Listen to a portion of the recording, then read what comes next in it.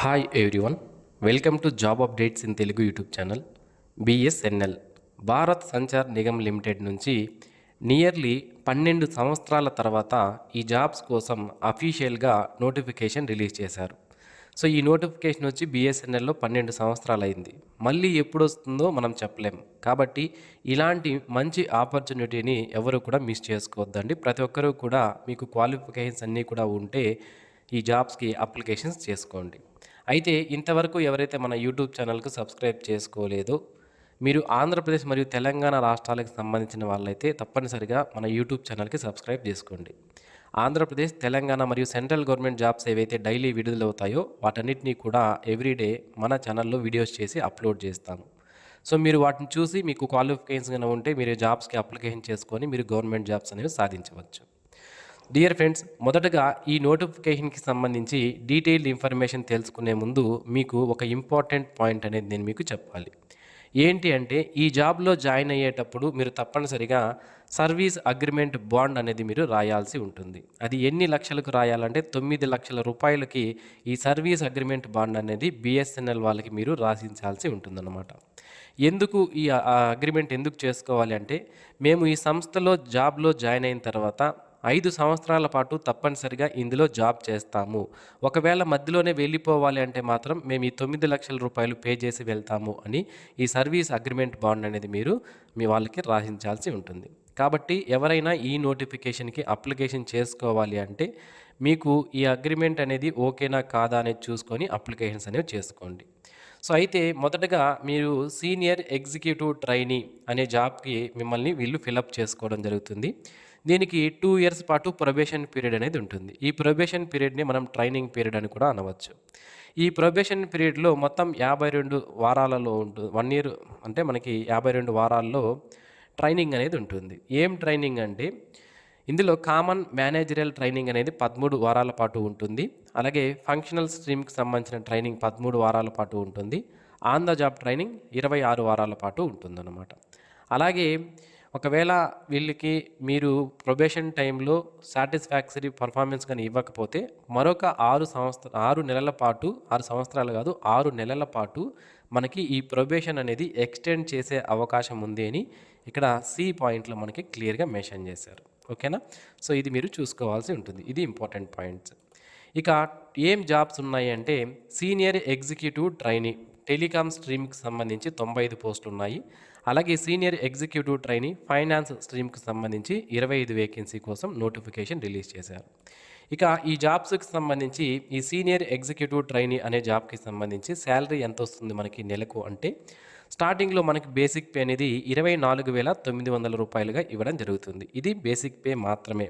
దీనికి సెంట్రల్ గవర్నమెంట్కి సంబంధించిన అలవెన్సెస్ అనేవి ఉంటాయి. అంటే DRS allowance, transport allowance, house rent allowance, ఇతర అలవెన్సెస్ ఏదైనా బిఎస్ఎన్ఎల్ వాళ్ళు ఇస్తే అవి కూడా యాడ్ చేస్తారు. సో ఈ విధంగా టోటల్గా నియర్లీ 60,000 వరకు మనకి శాలరీ అనేది వస్తుందన్నమాట.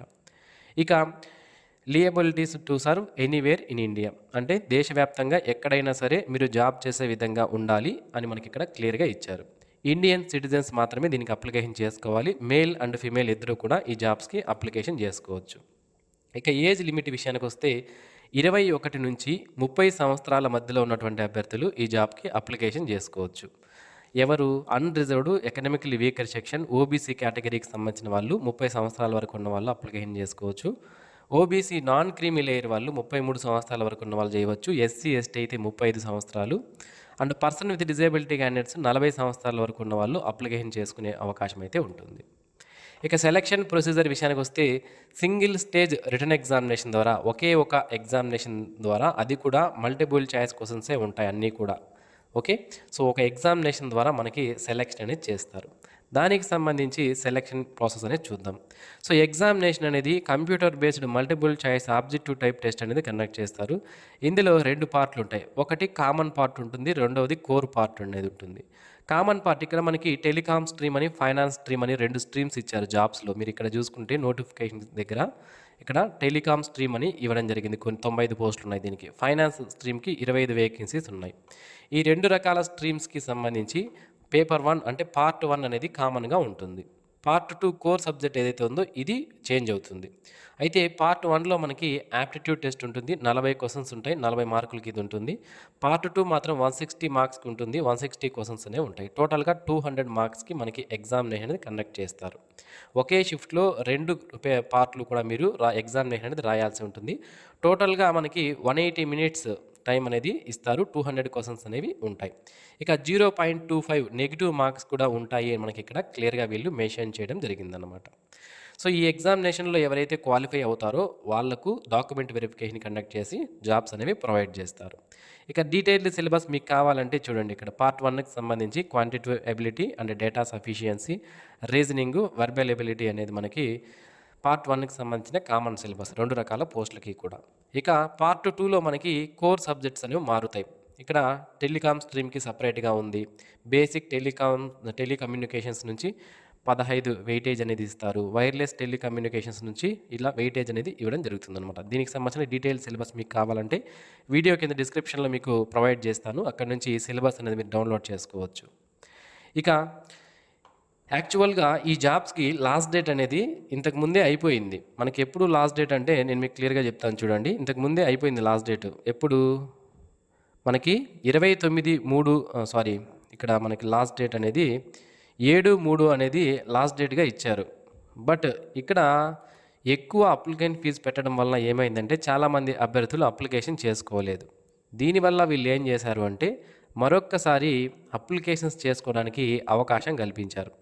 ఎన్నో తేదీ వరకు ఇప్పుడు అప్లికేషన్స్ చేసుకోవచ్చు అంటే 30వ తేదీ వరకు మనకి ఆన్లైన్లో అప్లికేషన్స్ చేసుకునే అవకాశం అయితే ఉంటుందన్నమాట. ఓకేనా?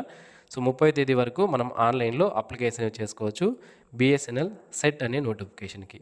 అయితే అప్లికేషన్ ఫీజు అనేది ఎంత ఉంది అంటే OC, OBC, economically weaker section వాళ్ళకి 2,500 రూపాయలు, SC, ST, person with disability క్యాండిడేట్స్కి 1,250 రూపాయల అప్లికేషన్ ఫీజు అనేది వీళ్ళు సెట్ చేయడం జరిగింది. ఇక దీనికి సంబంధించిన డీటెయిల్ సిలబస్ నేను మీకు చెప్తాను. ఇక దేశవ్యాప్తంగా మనకి టోటల్గా 27 ఎగ్జామ్ సెంటర్స్ అనేవి ఇచ్చారు.